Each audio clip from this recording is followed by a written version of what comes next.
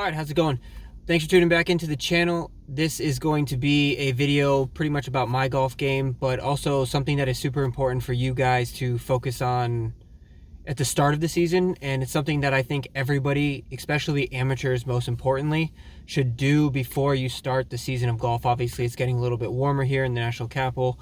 So I'm heading up to 5-iron golf in Baltimore. I'm going to hop on the TrackMan and I'm going to hit about 3 to 5 shots, just figure out exactly how far I hit each of my clubs carry-wise, not total-wise, just so that way I go into the season and I know my exact numbers.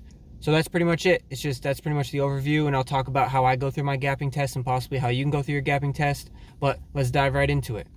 So first club up here, I have my Lob Wedge. It's 60 degrees. I play the Callaway MD4s.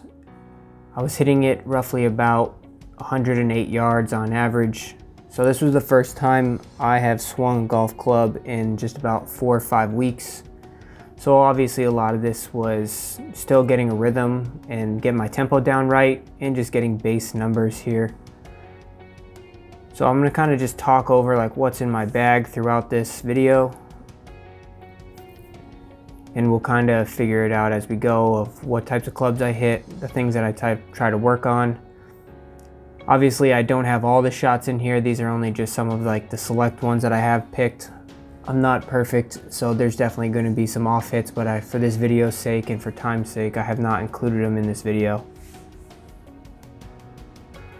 But the Lob Wedge, I play 60 degrees. Mostly only use this around the greens or if I'm hitting full shots, but it's transitioning now that I'm using speed sticks to start using it more with full shots.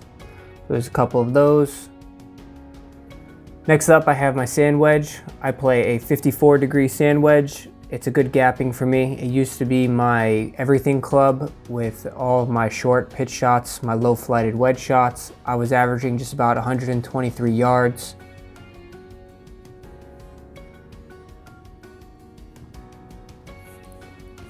Throughout this entire session, I was kind of battling a little bit of an open face, just trying to get a feel for the wedges. As well as I kind of got rushed into this entire situation.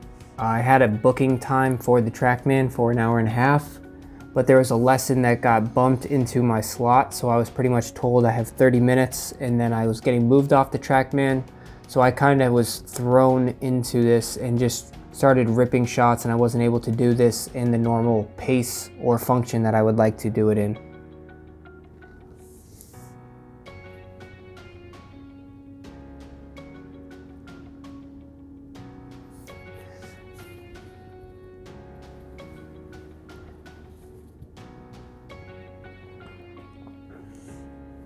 Next up, I go to my gap wedge or attack wedge, whatever you'd like to call it. I play a 50 degree because that gives me the 4 degree separation. Also still Callaway MD4.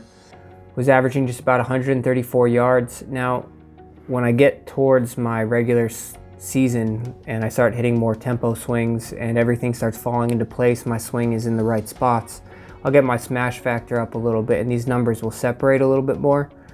But these were just averages of 3 to 5. And like I said, this 30-minute time frame that I had kind of really put a little pressure on me. And I wasn't really able to focus a lot of this. But this is pretty much what I have, so we're gonna go with this.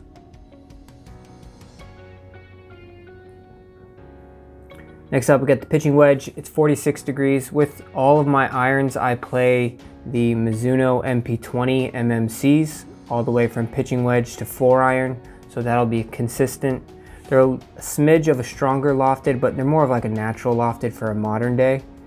So my 7-iron will be 32 degrees compared to the traditional 34 degrees, but it's still more than what is normal to a lot of the clubs now, which are like 30 degree 6-irons. But my pitching wedge on average was averaging just about 153 yards. I did hit one a little bit thin here that you saw, which is 160 yards, but that was my pitching wedge. Onto the 9-iron. 9-iron, 41 degrees. I was averaging just about 162 yards, which is just about a 10-yard gap, which is pretty consistent to where we'll see things moving forward. The 8-iron swing, I really started grooving, and things started to really warm up for me at this point. And that's why you see such a drastic increase of at least 13, 15 yards in a lot of these 7-iron swings. And that's simply for that reason. I was really just warmed up at this point. So 8 iron was just about 175 yards on average. I always flushed 180 yards, but 175 yards was just about the right about a number, ticking up to 176 yards as well. Onto the 7 iron, like I said, just about modern day standard lofts. My 7 iron, 32 degrees, was averaging just about 188 yards with a high of 192 yards. You can see I definitely have a lot to work on with my swing here though.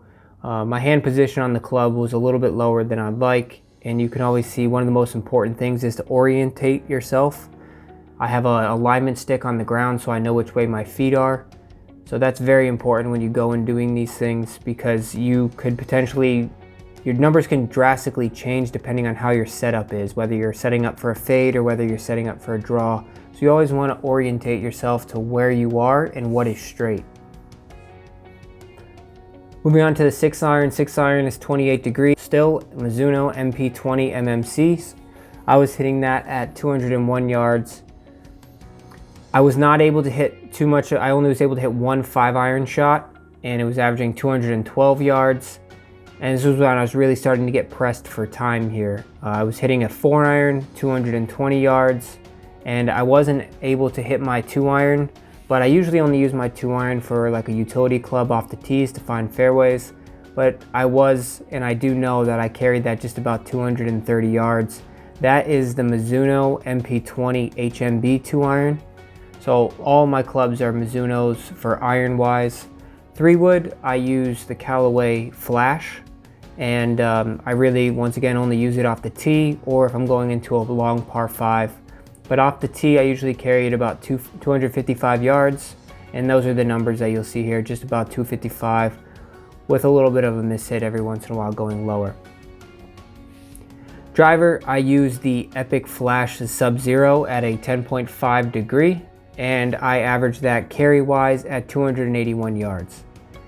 So the most important thing, like I say, is all these numbers are carry numbers, and you really want to focus on carry numbers because simply it is very subjective based off of what course you're playing on, and on top of that, what the type of the conditions are. So the roll and the bounce that you're going to get is really going to depend on the day and the weather and the conditions. So you really want to focus a lot on just using carry numbers. So that's pretty much it. Feel free to let me know. Thanks for watching. Definitely don't forget to hit that subscribe button and hit this like if you enjoy this content. Look forward to posting up a lot more. Thanks.